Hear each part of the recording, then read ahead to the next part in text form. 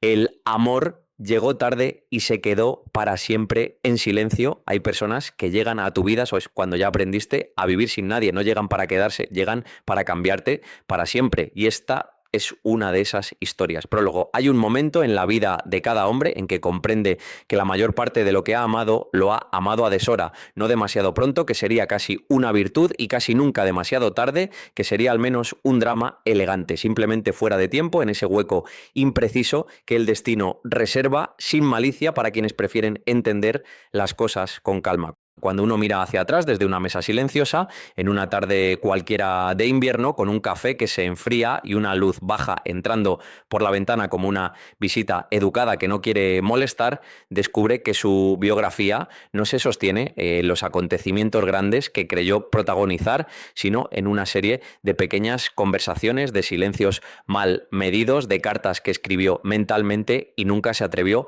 a poner por escrito. Yo creo que las personas que amamos de verdad no son las que estuvieron presentes, sino las que dejaron al irse una habitación abierta dentro de nosotros. Hay habitaciones que se cierran al cabo de unos años con una llave que vamos forjando lentamente, casi sin darnos cuenta, a fuerza de horarios y costumbres y conversaciones nuevas. Y hay otras, en cambio, que se quedan abiertas para siempre, con la cortina movida por un aire frío que no termina de ser invierno y que cada vez que pasamos delante nos obligan a mirar, aunque sea de reojo, esa silla vacía, esa mesa con dos tazas, ese trozo de cielo que aprendimos a leer con los ojos de otra persona. Esta historia, la que voy a contar ahora, no me la sé entera, nadie se sabe entera la suya. Tengo, eso sí, los papeles, las fechas exactas, las direcciones de los cafés, el itinerario preciso de cada uno de los paseos que dimos por Madrid y dos cuadernos negros donde fui apuntando, como si cumpliera una tarea de archivero,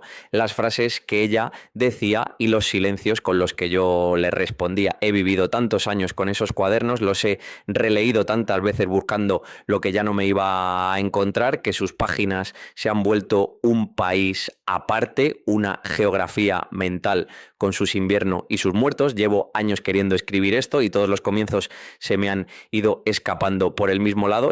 Es difícil empezar a contar un amor cuando no se sabe si fue del todo correspondido, no en lo importante que lo fue, sino en lo medible, en lo que firmaríamos si nos pidieran un certificado. Es difícil empezar a contar un amor cuando se sabe, además, que ninguno de los dos se atrevió a llamarlo por su nombre verdadero, no por cobardía, sino por una forma de pudor que ahora me parece injusta y entonces me pareció lo más cuidadoso del mundo. Es difícil empezar a contar un amor que duró menos que los inviernos en que existió y que, sin embargo, cuando uno hace cuentas, ha ocupado más espacio en su vida que las personas con las que comió cada día durante 10 años. Quiero contarla con honradez, quiero contarla tarde. Quiero contarla, sobre todo, sin embellecer demasiado a la mujer que está al otro lado de cada página, porque ella, si supiera que estoy escribiendo esto, me pediría que no la convirtiese en una de esas figuras lejanas que en los libros parecen siempre estar mirando un horizonte que solo ellas ven. Dafne no era una figura, era una mujer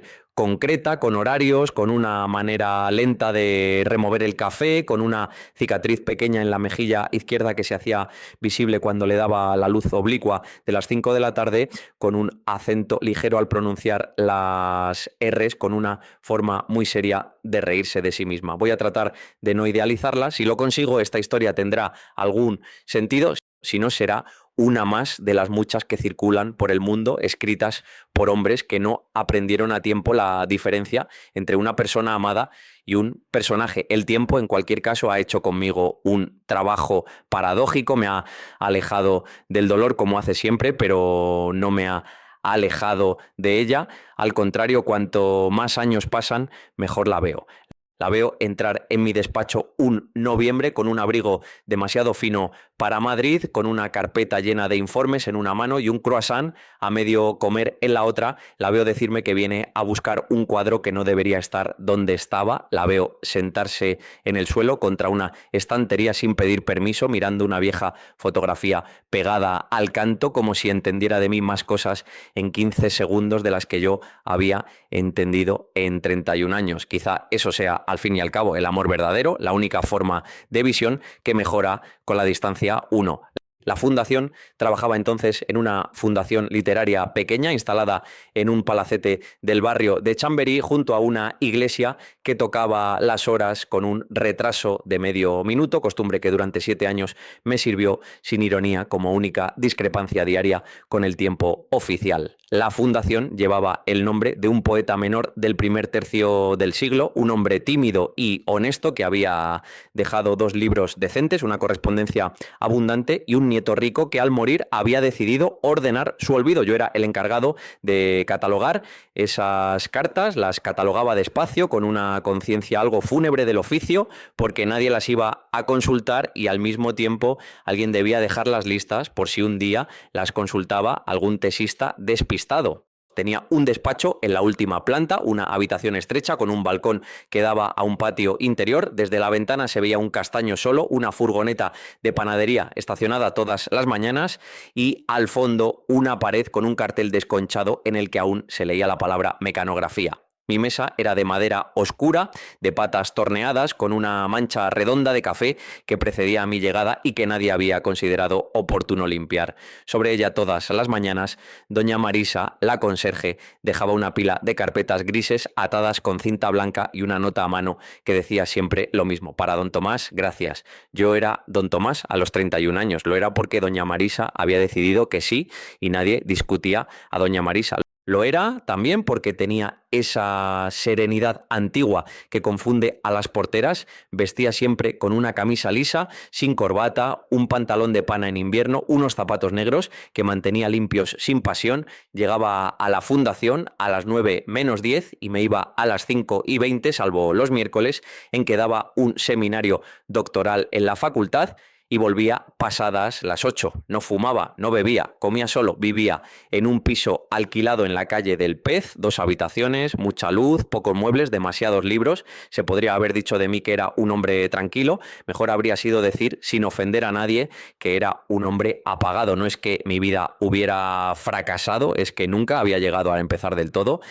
A los 20 años creí, con esa fe involuntaria que tienen los chicos lectores, que iba a ser poeta. Publiqué con grandes esfuerzos 2 cuadernos en una editorial pequeña, hice algunas lecturas en cafés de provincias, recibí 2 reseñas amables y una severa. Y a los 24 años mi madre se quedó viuda. Mi padre, que era un hombre bondadoso y silencioso, había sostenido durante años, sin decírselo a nadie, una empresa familiar que no daba para 3 bocas. Cuando murió nos quedamos mi madre y yo con una deuda que no era escandalosa, pero que tampoco era simbólica. Dejé el doctorado a medias, acepté el primer trabajo decente que me ofrecieron y, como ocurre tantas veces, lo provisional se hizo definitivo. Mis cuadernos de poemas se quedaron en un estante junto a otros libros de autores que tampoco habían vuelto. Mi madre vivía en Salamanca, en un piso pequeño con un canario al que llamaba Paco, y yo iba a verla un fin de semana de cada 3. Le mentía sobre la cantidad de gente que veía en Madrid. Ella me mentía sobre la cantidad de fuerzas que le iban quedando. Era un trato honesto. Había tenido en aquellos años 2 relaciones más bien serias y 3 muy cortas. La primera me la tomé demasiado en serio cuando ella ya se la había tomado a la ligera, y la segunda fue al revés.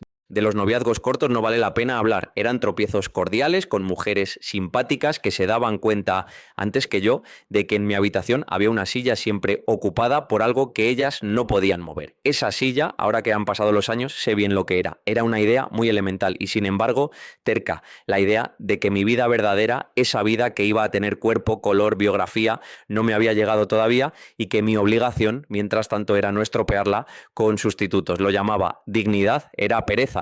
Y por debajo de la pereza había otra cosa más antigua, más fea, que tardé mucho tiempo en mirar de frente. Tenía miedo de que cualquier vida que eligiera por mí mismo me decepcionase y prefería esperarla como quien espera un tren que quizá no exista, antes que tomar uno que pasaba todas las horas y no me llevaba a ninguna parte. Llegó así noviembre, había llovido casi todas las mañanas de aquella semana, lluvias finas, sin teatro, que dejaban Madrid con un brillo apagado y volvían los abrigos olorosos a lana mojada. El martes 14, hacia las 11:15, sonó el teléfono de mi despacho. Era la directora, doña Pilar, una mujer alta, eficiente y secamente irónica que solía dirigirse a mí en un tono entre el de un ministro y el de una tía soltera. Me dijo, sin saludarme: Tomás, baja, por favor. Ha venido una restauradora del Lázaro a ver el cuadro del armario. ¿Te acuerdas del retrato? Me acordaba. Era un óleo pequeño, sin firma, sin fecha, sin atribución verosímil, que llevaba al menos 20 años escondido en un armario empotrado del archivo, envuelto en una sábana vieja. Lo habíamos descubierto al hacer un inventario el invierno anterior, y desde entonces alguien, doña Pilar, imagino, había estado moviendo hilos para que viniera un técnico a mirarlo. Bajé las escaleras con la mano apoyada en la barandilla porque, desde un esguince mal curado, me daba pereza confiar en mis tobillos. La encontré en el zaguán hablando con doña Marisa con una naturalidad que solo se da entre personas que ya se gustan sin saber por qué. Era una mujer de mi edad, calculé, quizá un poco más joven, con el pelo castaño oscuro recogido en una coleta floja, un abrigo color tierra demasiado fino para el frío de Madrid, una bufanda roja, vaqueros, botas planas.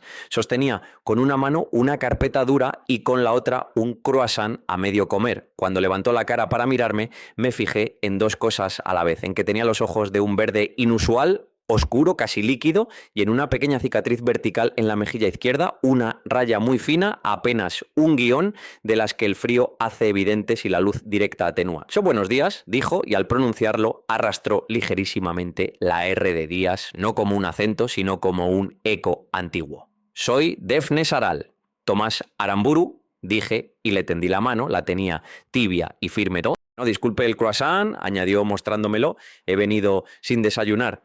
Disculpada. Doña Marisa nos miró con esa expresión que ponen las porteras cuando creen que están presenciando una escena que después podrán contar a alguien. Subimos los dos al archivo. Defne caminaba a un paso justo, ni rápido ni lento, con esa economía de los que están acostumbrados a llevar objetos frágiles. Le hablé mientras subíamos del cuadro, del armario, de la sábana, de la falta de documentación, de la manera en que lo habíamos encontrado.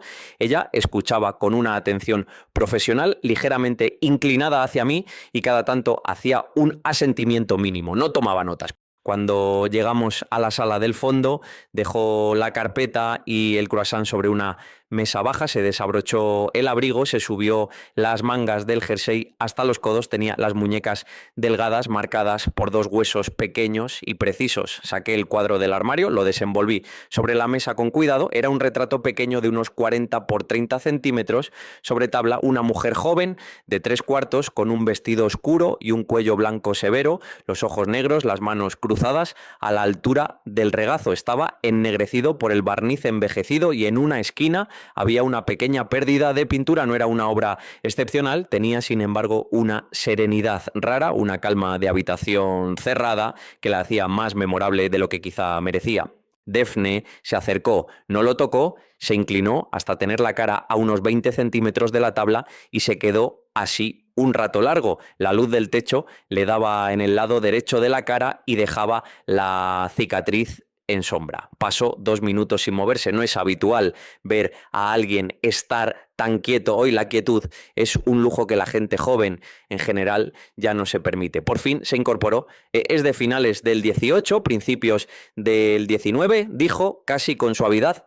Pero tiene un repinte sobre el cuello. Aquí, ¿lo ve? Le dije que no, no tiene por qué verlo. Yo lo veo porque me han pagado durante años para verlo. Necesitaré una luz buena y, si es posible, una pequeña cata. Con su permiso, claro. Tiene aquí un sitio con luz norte. Tenía el despacho con luz norte, le dije, en la última planta. Subimos, le llevé el cuadro yo con las 2 manos, ella subió detrás. Mientras subíamos me preguntó con la misma voz neutral con la que había hablado del barniz: ¿hace mucho que es archivero, señor Aramburu? 7 años. ¿Le gusta? Le contesté la verdad, que era una respuesta más larga que un sí o un no, pero más corta que una autobiografía. Le dije que era un trabajo que yo había aceptado por necesidad y que con el tiempo había aprendido a respetar, no a querer, y que tenía la sospecha de que respetar un oficio era una forma menos ostentosa pero más duradera de quererlo. Defne se rió por primera vez. Fue una risa breve, suave, casi sin labios, que iba acompañada de un gesto pequeño con la barbilla. Eso lo entiendo bien, dijo. Yo respeto a los cuadros desde hace mucho.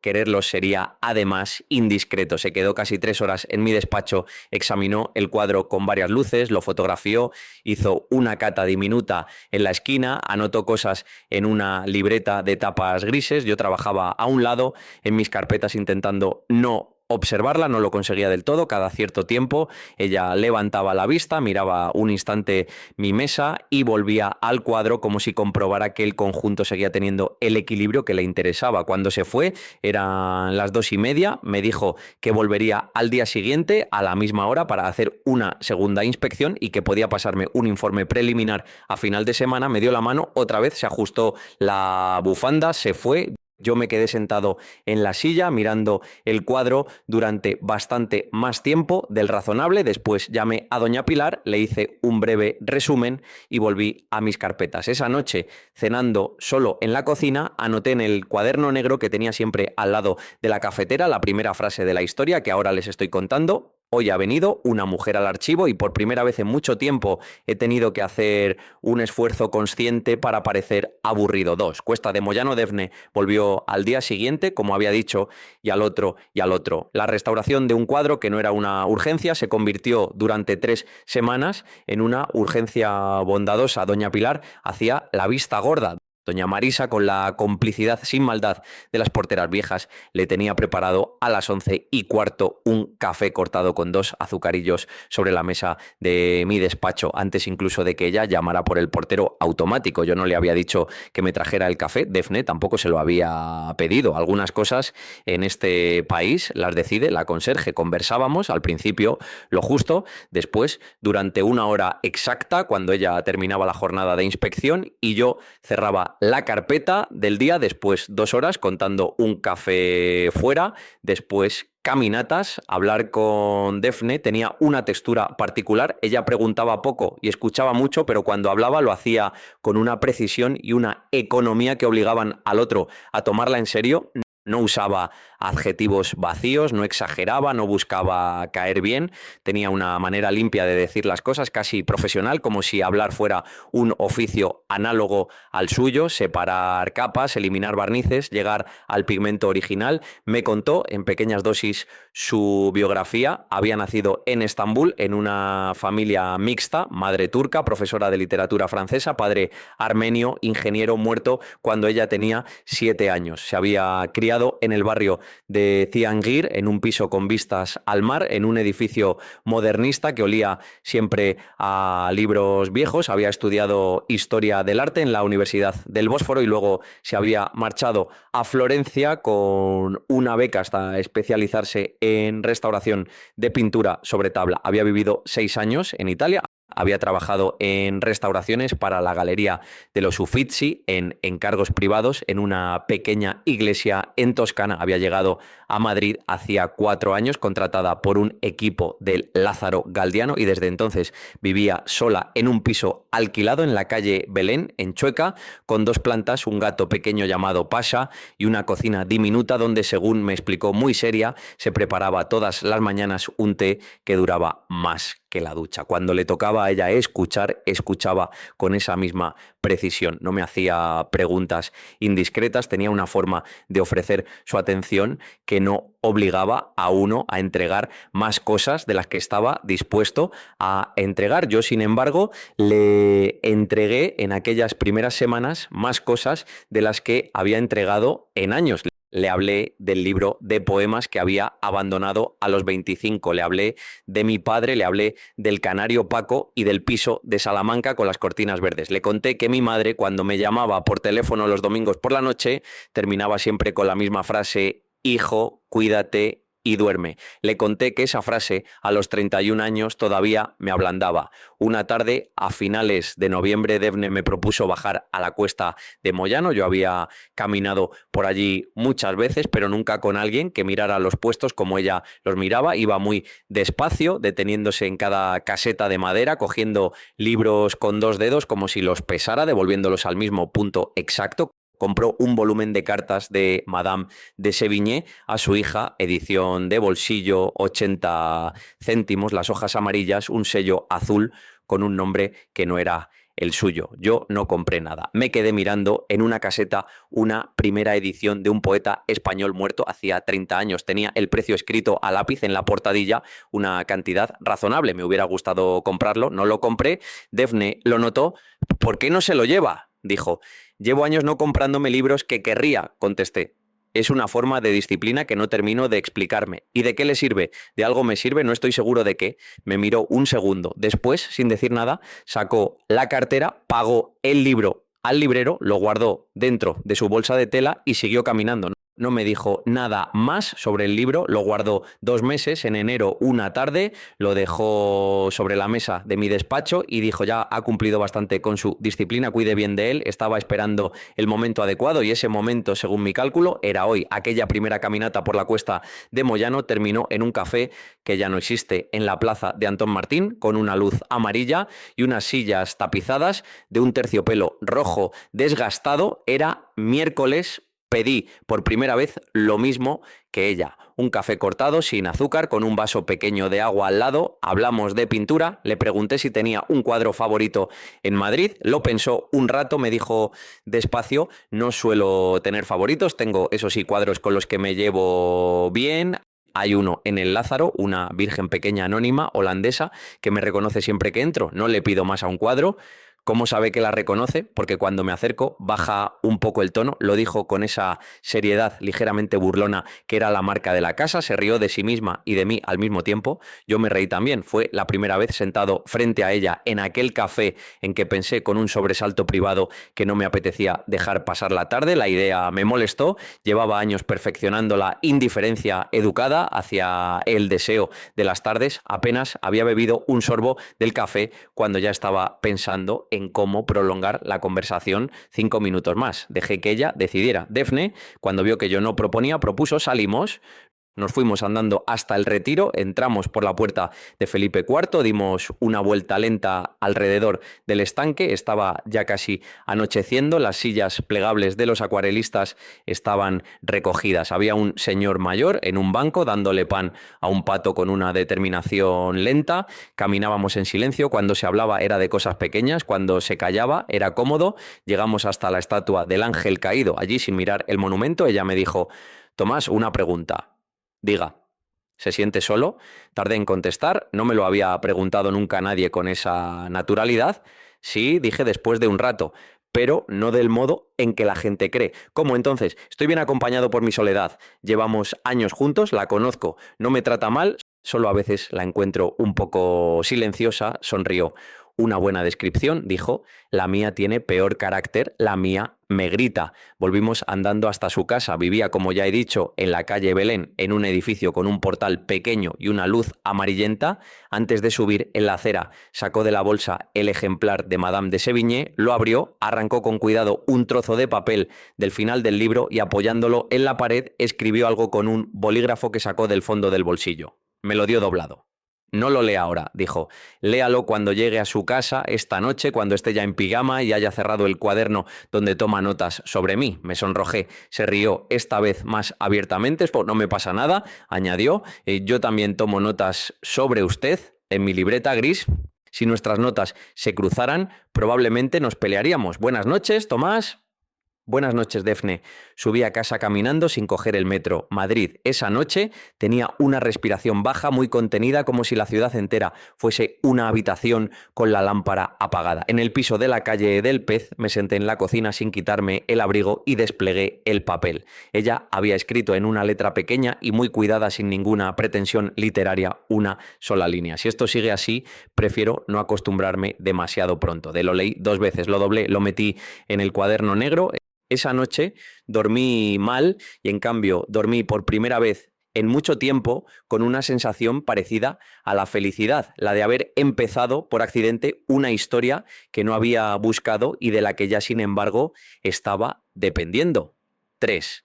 la nieve sobre Conde Duque, diciembre cayó sobre Madrid de golpe, con un día de nieve auténtica. La nieve madrileña suele ser una falsa promesa, empieza en serio y a las 2 horas se ha convertido en charcos, pero aquel diciembre nevó de verdad una sola vez durante toda una noche y media mañana, y los tejados de Conde Duque vistos desde mi balcón parecieron por unas horas los tejados de una ciudad de otro país. Defne me llamó a las 9 de la mañana, cosa que no hacía nunca, dijo: salga Tomás, esto no se va a repetir en mucho tiempo. La conozco a esta nieve, está de paso, salí, caminamos durante 2 horas sin paraguas hasta que se nos enfriaron los huesos, pasamos por Conde Duque, por la Plaza de las Comendadoras, bajamos por San Bernardo hasta la Gran Vía. Madrid bajo la nieve parecía más lento, más educado, más antiguo.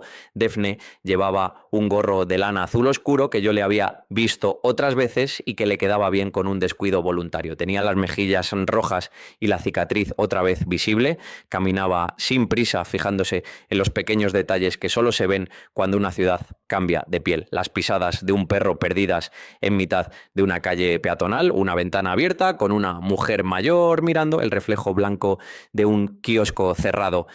En la plaza de Santo Domingo, sin previo aviso, se sentó en un banco helado y me dijo: Tomás, tengo que decirle una cosa. Yo me senté a su lado, despacio, se me había helado un dedo de la mano derecha. Lo escondí dentro del bolsillo del abrigo. Esta no diga, no le voy a poder querer del modo en que probablemente se merece. Lo dijo así, en frío, sin teatralidad, con la misma voz limpia con que me había hablado de los repintes del cuadro 3 semanas antes. La miré, no estaba triste, tenía una expresión más bien serena, casi cortés, como quien comparte un dato técnico antes de que se haga tarde para corregir un proyecto. ¿Quiere explicarme eso? Os dije con una voz que me costó sostener. Voy a intentarlo, pero no lo voy a explicar entero hoy. Hoy le voy a decir lo justo para que no se confunda. ¿Le parece bien?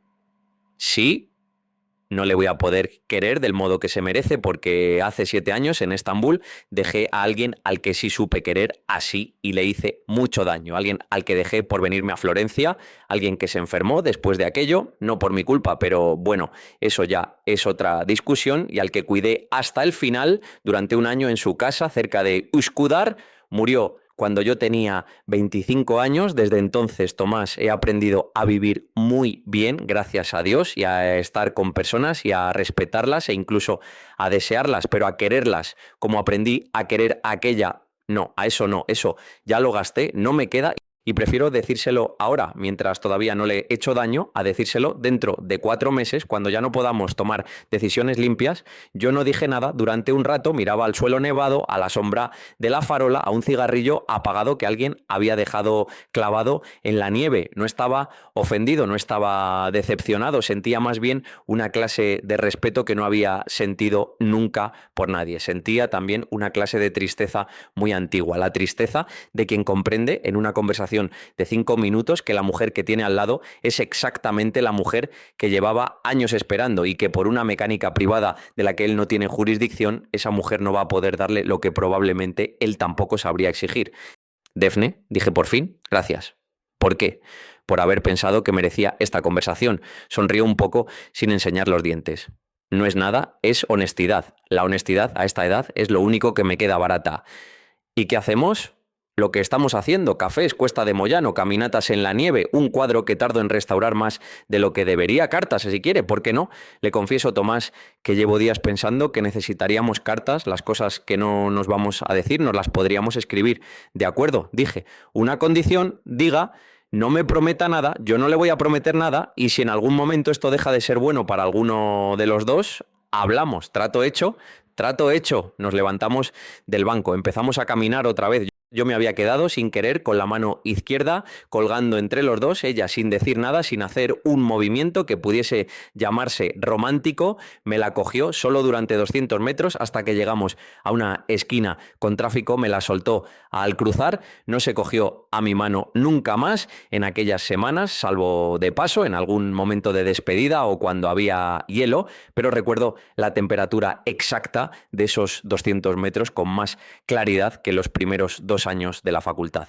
Empezamos las cartas a la semana siguiente. Las nuestras no tenían nada de literario en el sentido lujoso de la palabra. No éramos personajes de novela, éramos un archivero y una restauradora que sabíamos los dos escribir con cuidado Las cartas servían para decirnos lo que el rato del café o el paseo no permitía. Servían también para no decirnos según qué cosas. Yo evitaba hablar en ellas del muchacho de Estambul, salvo cuando era ella la que abría el tema, y ella evitaba preguntarme directamente por el libro de poemas que yo no había vuelto a tocar. Nos respetábamos los rincones, pero nos contábamos casi todo lo demás. Yo le escribía desde el balcón de la calle del Pez por las noches en cuadernos pequeños cuyas hojas arrancaba con cuidado para meterlas en sobres. Ella me escribía desde la mesa de su cocina, según me dijo, con Pasha, el gato dormido sobre los pies. Nuestras cartas tardaban 2 o 3 días en cruzarse porque yo me empeñaba en mandárselas por correo postal, no por correo electrónico ni en mano. Es ridículo, decía Defne. Es exactamente lo que es, contestaba yo. Le había explicado entonces una idea que llevaba mucho tiempo madurando, que escribir cartas que tardan en una época que no las pide es una forma de respeto hacia el silencio entre dos personas. La carta tarda. El silencio entre el final de una y el principio de la siguiente es un objeto en sí mismo. Defne aceptó la regla con una mezcla de ironía y sumisión y ella misma adoptó en sus respuestas un tono de carta antigua, sin afectación, pero sin prisa. Conservó todas las que ella me escribió, están guardadas en una caja de cartón, atadas con una cinta de algodón en el último cajón de la mesa donde escribo este libro. He aprendido a no abrirlas más de una vez al año, en enero, una a una, durante una tarde larga.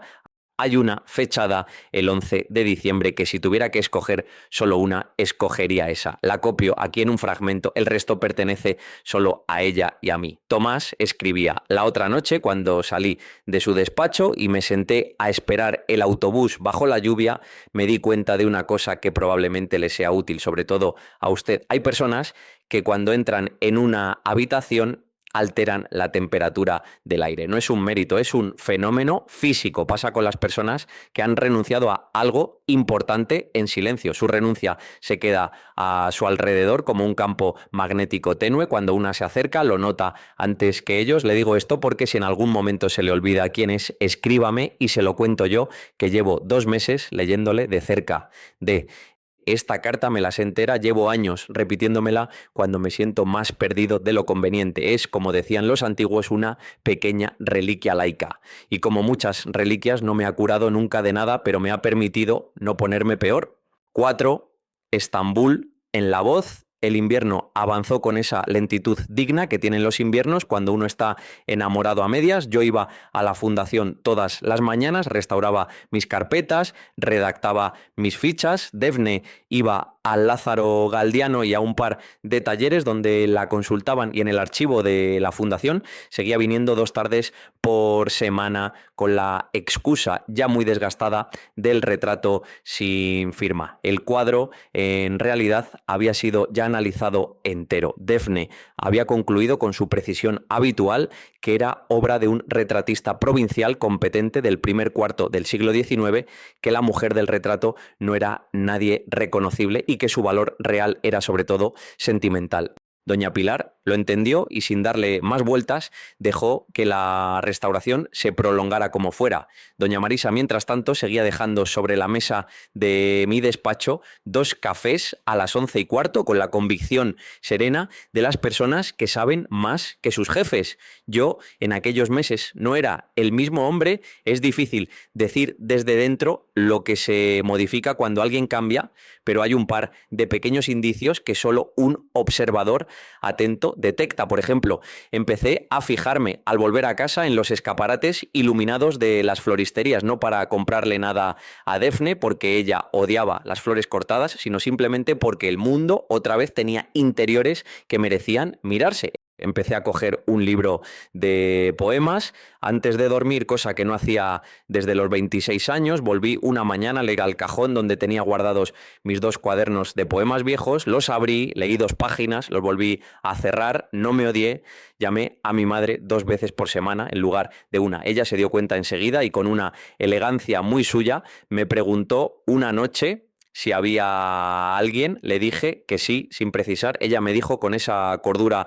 involuntaria de las viudas mayores: hijo, no te apresures, pero tampoco te entretengas. Las dos cosas hacen daño, pero entretenerse es la peor. Una tarde a mediados de enero, después de un café largo en un sitio cerca de la Plaza de las Salesas, Defne me preguntó si quería pasar a su casa. No lo había hecho hasta entonces. Era entre nosotros, otro de esos pequeños umbrales no negociados. Le dije que sí, subimos. Su piso era pequeño, ordenado, con dos ventanas estrechas que daban a un patio interior, una cocina de azulejos blancos, una mesa de madera baja con dos sillas tapizadas con una tela vieja, una librería sin puertas y un sofá mediano con una manta a rayas. Pasha, el gato, era un animal flaco de un color caramelo que me miró con una indiferencia casi ofensiva. En las paredes, dos cuadros pequeños, ninguno de pintor que yo conociera, y una fotografía en blanco y negro de un anciano con un cuello almidonado.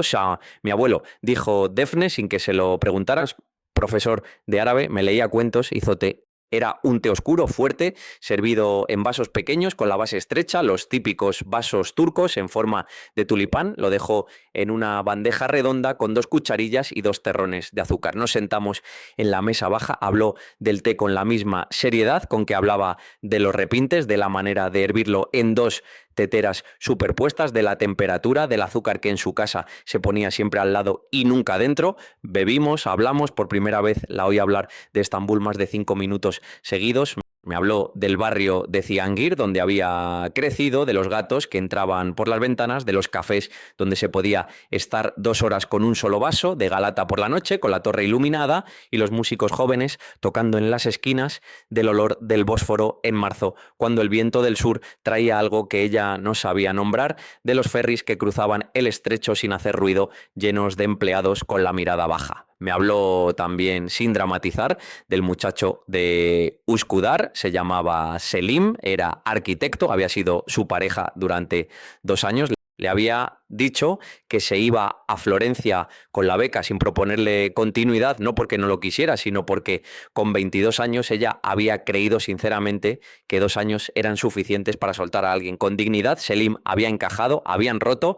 Un año después le habían diagnosticado un cáncer agresivo. Defne había vuelto a Estambul al saberlo, había dejado a medias su programa florentino, había vivido 11 meses en casa de la madre de él, no en la suya, y había estado a su lado hasta el último día. Había vuelto a Florencia después, con las 2 becas perdidas, con la disciplina rota y con una decisión callada que su capacidad de querer, esa capacidad humilde y enorme, ya había sido usada en la vida. Lo dijo así, sin lirismo, como quien explica una pequeña ley. Es absurdo, añadió, sirviéndose más té. Yo lo sé, la gente dice que el corazón no se agota, que se renueva, que el ser humano es elástico, y es probable que la gente tenga razón, pero yo, con la parte que mejor conozco de mí misma, sé que no me queda, no para usted, Tomás, ni para el siguiente que venga. Hay algunos amores que son en alguna gente una cantidad limitada, y la gracia consiste en no malgastar el resto fingiendo que no es verdad. Yo no la contradije, tenía a esas alturas demasiado respeto por su manera de pensarse como para ofrecerle a cambio una de esas frases reflejo que los hombres usamos para dar la vuelta a una conversación: que cada amor es distinto, que el tiempo lo cura todo, que ella era todavía joven. No le dije ninguna. Solo le pregunté: ¿y entonces yo qué soy, Defne? Ella se quedó pensando. Para mí, ¿quiere saber lo que es usted exactamente? Si puede. Es la conversación más larga de mi vida, Tomás. Es la persona delante de la que descanso. Llevaba años sin descansar delante de nadie. Es alguien con quien he aprendido en 2 meses que no me importa decir tonterías y que tampoco me importa quedarme callada. Es además un hombre que me cae muy bien, pero no va a ser el dueño de la palabra que usted está esperando. Si esto le basta, tome más té. Si no le basta, también tome más té y lo conversamos. Tomé más té, conversamos. No le dije en voz alta que aquello me bastaba, no me bastaba, se lo debía. Lo que le dije fue con palabras pequeñas que prefería tenerla en la versión que ella podía darme antes que no tenerla por orgullo. Era una idea que llevaba meses madurando, que el orgullo es un lujo de los hombres que tienen mucha vida por delante, y que yo, con respecto a ella, no tenía mucha vida por delante. Tenía un invierno, quizá 2, tenía aquella mesa baja, aquel té, aquel gato indiferente, aquel vaso en forma de tulipán. Era poco, era también mucho más que lo que había tenido en los 7 años anteriores juntos. Volví a casa casa muy tarde aquella noche. En el portal, cuando me despedí, ella me dio un beso en la mejilla firme exacto y me dijo: cuídese mucho, Tomás. Llovía, caminé hasta Pez bajo la llovizna, no tomé el metro. Cuando llegué, antes de quitarme el abrigo, me senté en la cocina, abrí el cuaderno negro y escribí una sola línea, que es la que mejor resume aquel invierno. Hoy he aprendido que se puede amar a alguien y al mismo tiempo decidir no exigirle nada, y que esa combinación, aunque cueste, es la única que se parece de lejos a la dignidad. 5. La carta desde Bellolu. A mediados de febrero, Defne empezó a faltar a la fundación 2 semanas seguidas. La primera semana me dijo que estaba con un encargo intenso en el Lázaro, lo aceptó hasta yo. La segunda semana, sin embargo, no apareció ni dio explicaciones. Yo no la llamé, era entre nosotros otra de las reglas, no comportarnos como dos personas con derechos sobre el calendario del otro. Le escribí, eso sí, una carta corta el viernes, casi sin sustancia, contándole una anécdota tonta de doña Marisa. La puse en el correo, esperé. El miércoles siguiente recibí una carta, no por correo postal, la carta venía del extranjero, con sello turco, matasellos de Estambul, fechada en Bellolu 4 días antes. La caligrafía era la suya. No la abrí en la cocina, ni en la cama, ni en la mesa del despacho, donde habría todas las suyas. Llovía, me bajé a la calle, anduve hasta la plaza del Conde de Toreno, me senté en un banco bajo un árbol mojado y la abrí allí. Era larga, 4 hojas, la copio aquí, no entera, pero sí en lo que importa. Tomás, mi querido Tomás, escribía, tenía que venirme un par de semanas a Estambul y no fui capaz de avisarle a tiempo. Llevo años sintiéndome fuerte, hablando de muchas cosas, por lo visto no de todas. Le pongo en antecedentes para que la carta tenga sentido. Mi madre tuvo hace 2 meses una recaída del problema cardíaco que conocía desde antes y del que yo le he hablado poco.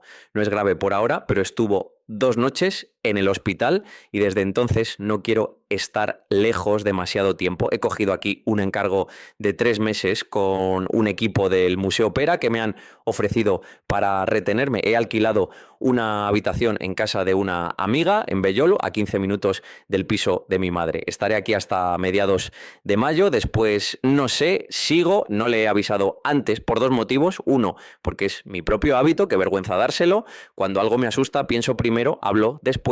2, porque temía que viniera usted a Estambul para acompañarme. Y eso, Tomás, no creo que sea una buena idea. No es que no me apetezca verle, es que llevo 2 meses comprobando cómo, sin que ninguno de los dos lo notase del todo, hemos ido construyendo una rutina muy hermosa, pero muy peligrosa para nosotros. Si usted viene aquí, en la ciudad de Selim, cargado del Madrid con que le he llenado la cabeza, y se topa con mi madre y conmigo y con un Bósforo lleno de niebla en febrero, vas a empezar a sentir cosas que ya no podremos repartirnos sin hacernos daño. Y prefiero todavía no hacérselo. Le pido 3 cosas, Tomás. Una, que no venga. No ahora, quizá en mayo cuando yo regrese, quizá no también, eso lo veremos, pero ahora no. 2, que no deje de escribirme. Aquí en Bellolu, sus cartas van a ser mi única forma de seguir siendo la mujer que soy en Madrid. Si las pierdo, voy a volver a ser durante meses la chica de 23 que fui, y no quiero que aquella chica se la dejé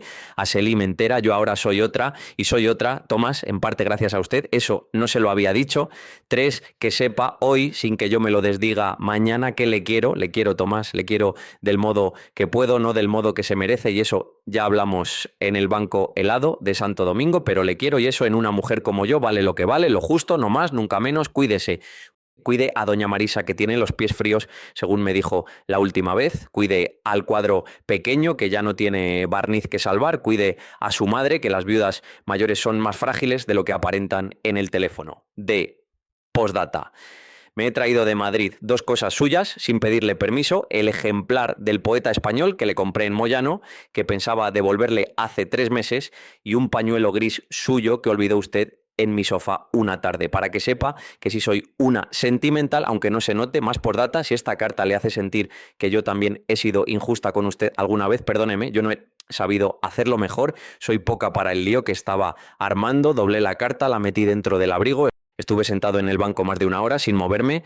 Cuando levanté la cabeza había escampado un poco, volví a casa caminando, no fui esa tarde a la fundación. Doña Pilar comprendió porque Doña Pilar comprendía siempre sin necesidad de explicaciones. Me puso un mensaje al día siguiente que decía: Tomás, descanse el viernes también, lo encontramos. Esa misma noche le escribí a Defne mi propia carta larga, ya no la conservo entera, le mandé el original, me acuerdo del esqueleto, le decía primero que entendía las tres peticiones y que las cumpliría. No iría a Estambul sin permiso, seguiría escribiéndole con la misma frecuencia, exactamente la misma, ni más ni menos, para no alterar la rutina. Y le agradecía la frase que ella había escrito, agradeciéndosela sin pedir aclaraciones, porque había aprendido en aquellos meses que con ella las palabras grandes pedían menos seguimiento que con cualquier otra mujer. Le decía después que yo también la quería y que aquella era la primera vez en mi vida adulta que se lo decía a alguien sin esperar nada determinado a cambio. Le explicaba casi con torpeza que estaba haciéndome amigo de mi propia rara felicidad, que en aquellas semanas en que no la veía estaba aprendiendo a echarla de menos sin estropearme, que durante los 7 años anteriores había sido un hombre completamente capaz de echar de menos en abstracto, lleno de melancolía formal, pero que la echaba de menos a ella en concreto, y eso, viniendo de mí, era casi una conversión religiosa. Le pedía por último 2 cosas a cambio. Una, que cuando volviera a Madrid en mayo o en cualquier otro momento no fuese una versión calculada de sí misma, que viniera entera con su buen humor cansado y sus malas noches, con la madre que la asustaba y con el hijo que no había tenido y con los muertos que arrastraba, que eran ya también en parte un poco míos por contagio. 2, que si en algún momento futuro se daba cuenta de que su vida pedía un cambio que yo no podía soportar, me lo dijera con la misma honradez con que me había anunciado que no iba a poder quererme como yo merecía. Le decía que yo prefería dolores honestos a comodidades pequeñas. Era, le aseguraba, mi única virtud a esa edad. Eché la carta al buzón al día siguiente. Y a partir de aquella semana entramos los dos, sin saberlo, en el periodo más extraño y al mismo tiempo más ordenado de nuestra historia. 3 meses de cartas a través del Bósforo y la Plaza Mayor, cartas que no esperaban ser dichas en voz alta, cartas que nos sostuvieron como las cuerdas finas sostienen los cuadros antiguos en las paredes de los museos. Le escribí desde Madrid todas las semanas, una carta larga el domingo y una nota breve el miércoles. Ella me escribió desde Bellolu todos los lunes una carta larga y me mandaba además a veces postales con dibujos pequeños hechos a mano en su libreta gris, recortados con tijera y pegados con cinta blanca, el dibujo de un ferry, el dibujo de un gato dormido sobre un radiador, el dibujo del campanario de Gálata visto desde su ventana. Yo le hablaba de Madrid en febrero, del frío seco en la Castellana, de la forma en que doña Marisa había envejecido 2 años en 2 meses, del retorno cauteloso del sol los días de marzo, de mis lecturas, de mi vuelta a los cuadernos de poemas. Ella me hablaba del Bósforo bajo la niebla, de los olores del barrio de Caracoy, del miedo que le daba que su madre se levantara por la noche, del trabajo en el Museo Pera, del peso particular de Estambul para una mujer que llevaba años fingiendo no echar de menos. En una de aquellas cartas fechada el 23 de marzo me dijo casi al final: Tomás, le he visto en sueños, no me acuerdo del lugar, sé que estábamos andando, que llovía, que yo le estaba hablando de algo y usted me sostenía el paraguas. Cuando me he despertado me he reído sola porque, claro, yo nunca le he visto a usted sostenerme un paraguas. En la realidad, los dos hemos caminado siempre como gente que no necesita ese tipo de protecciones, pero quizá en cierto momento no nos vendría mal aprender. Empiezo a tener la sospecha de que muchas de las cosas que me contaba mi madre cuando era pequeña y que yo despachaba como cursiladas eran simplemente técnicas de supervivencia. Yo le contesté en la carta siguiente que sí, que me parecía una buena idea aprender a sostener paraguas y que cuando volviera a Madrid haríamos un pacto. Ella sostendría el suyo y yo el mío por orgullo los primeros 200 metros de cualquier paseo. A partir del kilómetro podríamos pasarnos a un solo paraguas sin que ninguno de los dos lo considerara una rendición. Defne, en su respuesta, escribió: trato hecho, y añadió en postdata: Tomás, le confieso que he leído 3 veces seguidas la propuesta y me he reído de un modo que no me reía hace mucho. Soy más tonta de lo que parezco y usted más astuto de lo que me había dejado ver. 6. mayo y después Defne no volvió en mayo, su madre, sin caer del todo, no terminó de recuperarse, la estancia de los 3 meses se alargó otros 2 después, se convirtió en una decisión. A finales de mayo, Defne me escribió la carta más difícil de aquella correspondencia. Era una carta breve de una sola hoja, redactada según la fecha, después de varias noches sin dormir. Me decía con la limpieza que le conocía que no iba a volver a Madrid, que su madre la necesitaba, que ella misma la necesitaba a su madre y que un piso de Cijanguir, recién quedado libre, le permitía mudarse al lado de ella sin perder su independencia, que iba a aceptar un puesto fijo en un equipo de restauración asociado a un museo de la zona, que dejaría su piso de la calle Belén con Pasha en manos de una amiga durante el verano hasta poder traerse al gato a Estambul. Me decía después lo que probablemente había estado intentando decirme desde hacía un mes, que sería injusto pedirme una continuidad por carta indefinida, que ella me quería como ya le había contado, no más, no menos, y que esa medida no era suficiente para sostener una vida en común a 1.186 kilómetros de distancia, ni siquiera con visitas, que me daba toda la libertad del mundo, que me la pedía también para sí misma, que prefería que recordáramos nuestro invierno como un invierno entero, con su nieve, su café, su retrato sin firma, sus paseos por Conde Duque, antes que vivir los años siguientes una serie de reencuentros incómodos que terminarían deshonrando a los dos. Le decía, no obstante, una cosa más, y esa cosa fue quizá lo que durante años me sostuvo. Le decía que si yo quería, ella me escribiría de por vida, no con la frecuencia anterior, no con la urgencia anterior, pero le gustaría escribirme una vez al mes una carta larga y serena, no me pedía obligación. Solo me lo proponía, una conversación de las que duran décadas sin intentar ya ser nada distinto de lo que era. Esa carta tardé 3 semanas en contestarla. La primera semana simplemente no escribí, me bastaba con sobrevivir a los días. Iba a la fundación, hacía mi trabajo, comía solo, volvía a casa. Doña Marisa, que veía más de lo que opinaba, me dejaba de cuando en cuando un café con leche en la mesa sin preguntar nada. Doña Pilar, una tarde, entró en mi despacho, me miró un segundo y me dijo con su tono ministerial: Tomás, no se nos rompa, por favor. Es lo único que le pido este mes. No me rompí. Es decir, sí me rompí, pero por dentro, con discreción. La segunda semana empecé a escribir borradores. Los rompía, eran cartas estúpidas, llenas de un orgullo que no me sentaba bien. La tercera semana fue cuando una noche me senté de verdad y escribí lo que pensaba. Le decía a Defne, casi con timidez, que aceptaba sus 2 propuestas. La de no continuar, primero porque no me sentía con fuerzas para inventar una continuidad torcida, y la de seguir escribiéndonos también porque su voz en mi vida había dejado de ser una contingencia. Le pedía solo una cosa, que era casi una vanidad pequeña, que las cartas tuvieran fecha fija, el primer domingo de cada mes, no para vigilarnos, sino para que durante los años que vinieran ninguno de los dos pudiera decirse en mitad de la noche que tal vez en este momento ella al otro lado había dejado de pensarme. Saber que era el día 3 y que el primer domingo había caído el 6 nos protegería, en cierto modo, de las imaginaciones peores. Le decía, además, que no le iba a prometer una vida en celibato sentimental. Le decía sin ironía que la vida iba a hacer conmigo lo que iba a hacer, que probablemente en 5 o 10 años encontraría a alguien con quien envejecer, que esa otra mujer, fuera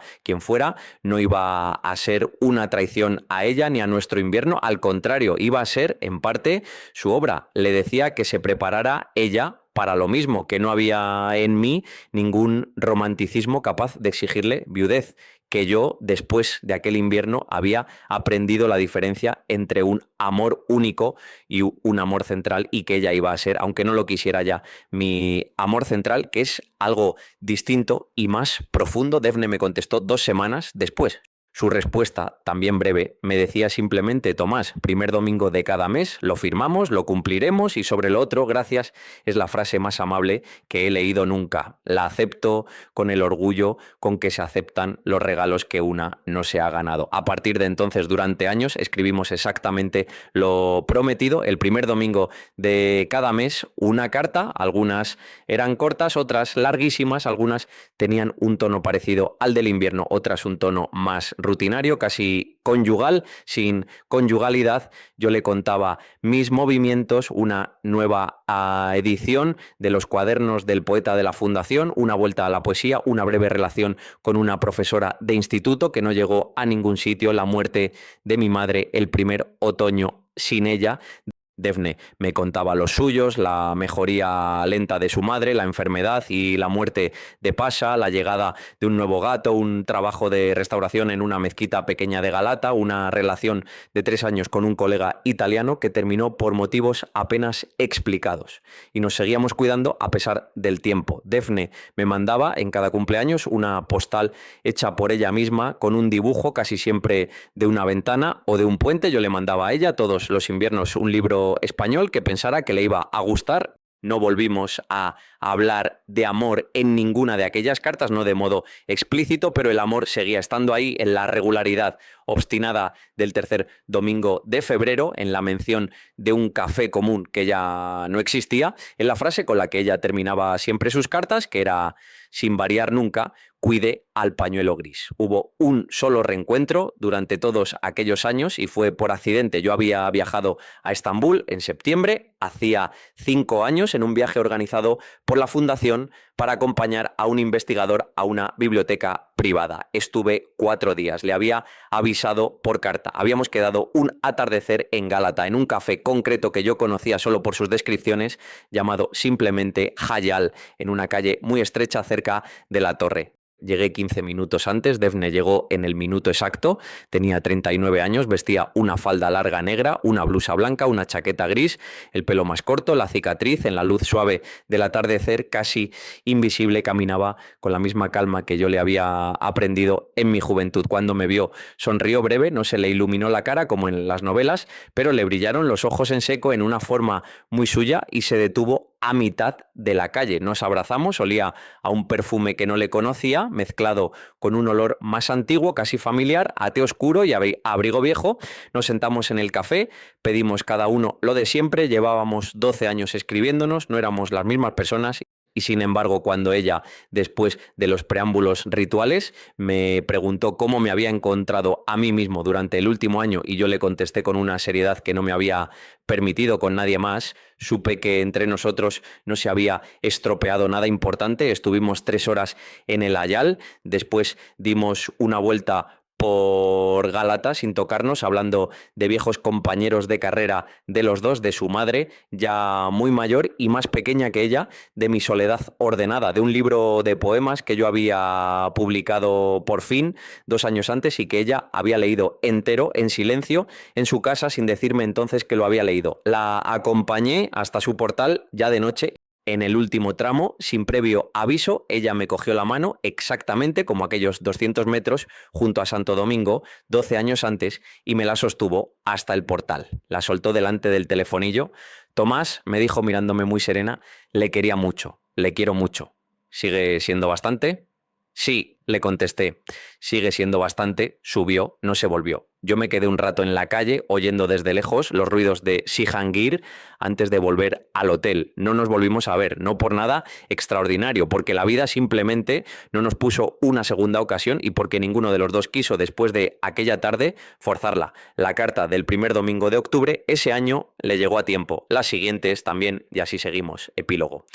La última carta. He escrito estas páginas con 47 años en un piso pequeño de la calle del Pez, no exactamente el mismo de aquellos años, pero sí en la misma manzana, en una mesa orientada hacia un patio interior donde un árbol nuevo intenta cumplir el mismo papel que el viejo que vi morir hace 7 inviernos. Vivo solo, vuelvo a vivir solo, mejor dicho. Estuve 5 años con Inés, una mujer querida, periodista cultural, que conoció parte de esta historia porque le pareció justo que la conociera. Nos separamos hace un año, nos separamos bien.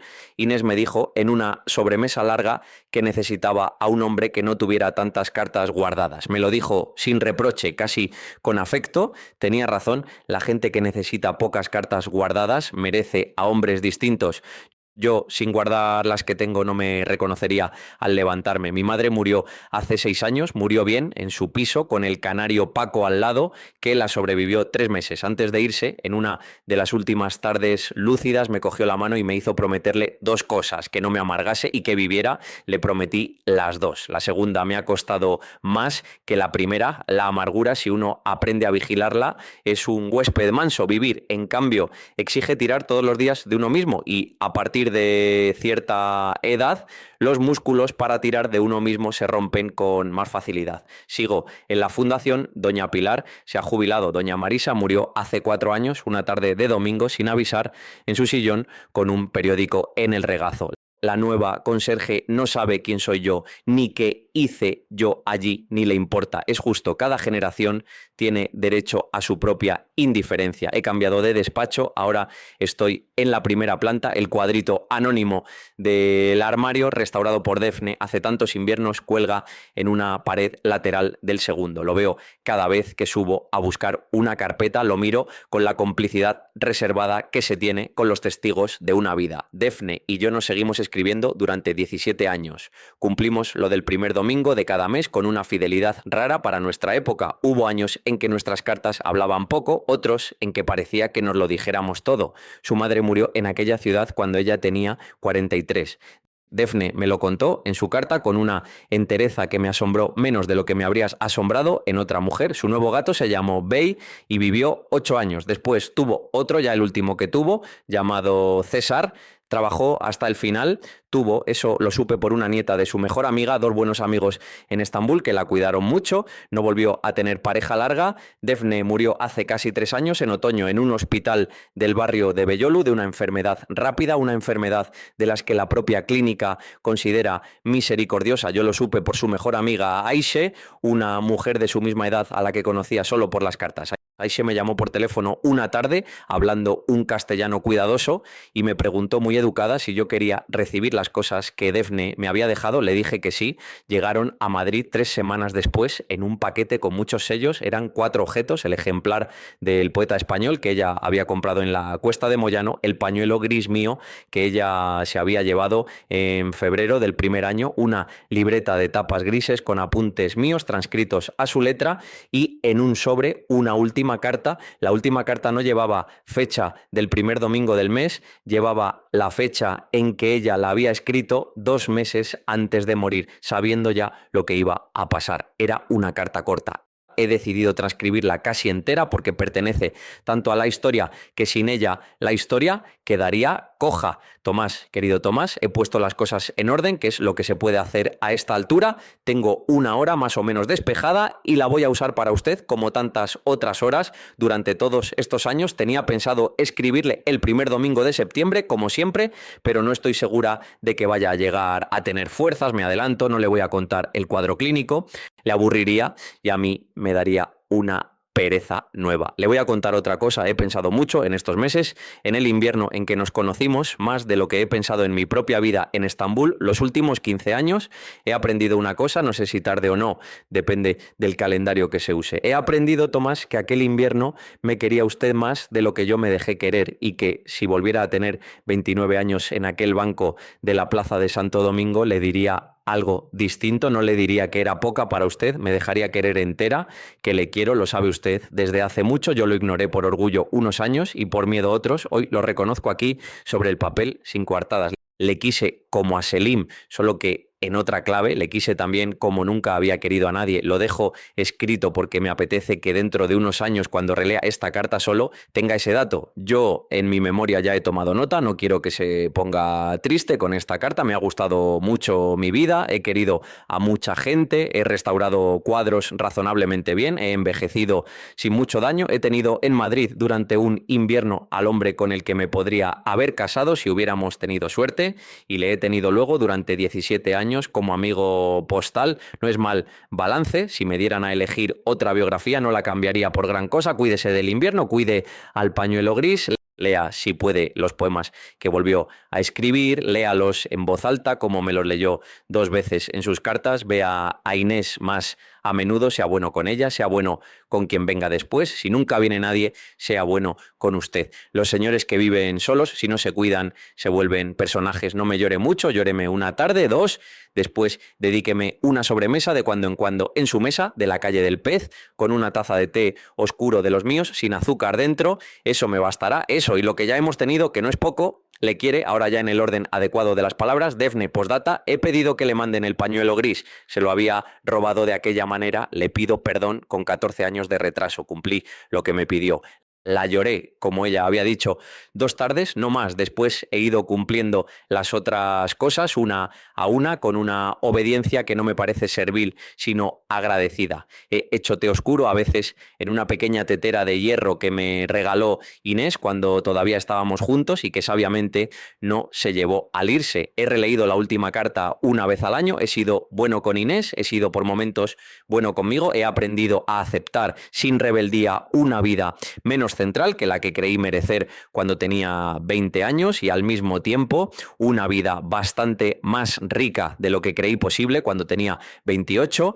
Estos cuadernos los empecé a escribir hace 2 años cuando recibí el paquete de Estambul. Los he ido escribiendo en cocinas, en cafés, en el AVE, camino de un congreso, en una habitación de hotel en Lisboa, en mi mesa pequeña de Madrid. He escrito muchas tardes y muchas más he tachado. He querido que esta historia no fuera una historia de victimismo masculino, no fuera una historia de amor ideal a una mujer ausente, no fuera sobre todo un homenaje sentimental a alguien que se ha muerto. Defne me hizo prometerle en aquella carta a Banco de Santo Domingo que no la convertiría jamás en personaje. He intentado cumplirlo, probablemente he fallado en algunos pasajes. La memoria es un albañil con poca paciencia. He aprendido en estos años a vivir con 2 preguntas que no espero responder. La primera, ¿hubiera sido distinto si yo en algún momento concreto de aquel invierno hubiera hablado con más urgencia? La segunda, ¿hubiéramos sido infelices si las circunstancias nos hubieran dejado intentarlo en serio? No tengo respuesta para ninguna. Sospecho que cualquier respuesta sería injusta para los dos. Lo único que sé, lo único de lo que estoy completamente seguro a esta edad es esto. Hay personas que llegan tarde a nuestra vida, no por su culpa ni por la nuestra, sino porque la vida tiene sus horarios y nosotros los nuestros. Y rara vez coinciden y hay, sin embargo, en la posibilidad de seguir escribiéndoles, de cuidarlas en la distancia, de querer a otras personas con la atención que ellas nos enseñaron, una forma de victoria muy callada, una victoria que no luce en ninguna fotografía y que solo nos confirmamos cuando estamos solos en la cocina una tarde de invierno mirando el patio interior por encima de un té que se enfría. Esta noche es uno de los primeros domingos de noviembre. Hace exactamente 17 años, una mujer llamada Defne Saral subió a mi despacho con un croissant a medio comer y me cambió la idea que tenía sobre mi propia capacidad de vivir. He encendido la lámpara baja, he puesto el pañuelo gris sobre la mesa, doblado, he sacado el ejemplar viejo del poeta español, abierto en una página cualquiera, voy a beberme este té, voy a apagar la lámpara, voy a despedirme en silencio una vez más de la mujer que me enseñó que las cartas, cuando se escriben con honradez, no llegan nunca tarde, aunque las personas a las que se las escribimos, sí. Aquí termino. Si alguien lee esto algún día, le pido solo una cosa, que no piense en mí mientras lo lee, que piense mejor en alguien que tuvo o no tuvo, que perdió o casi perdió, que dejó pasar o no dejó pasar. Las historias como esta no son mías, no son tampoco de Defne, son de quien las recoge una tarde y las hace suyas durante un rato. Yo se las dejo en las manos. Cuiden ustedes al pañuelo gris, cuiden al silencio, cuiden a las personas que llegan a deshora, son casi siempre las únicas que llegan a tiempo a lo más profundo. Fin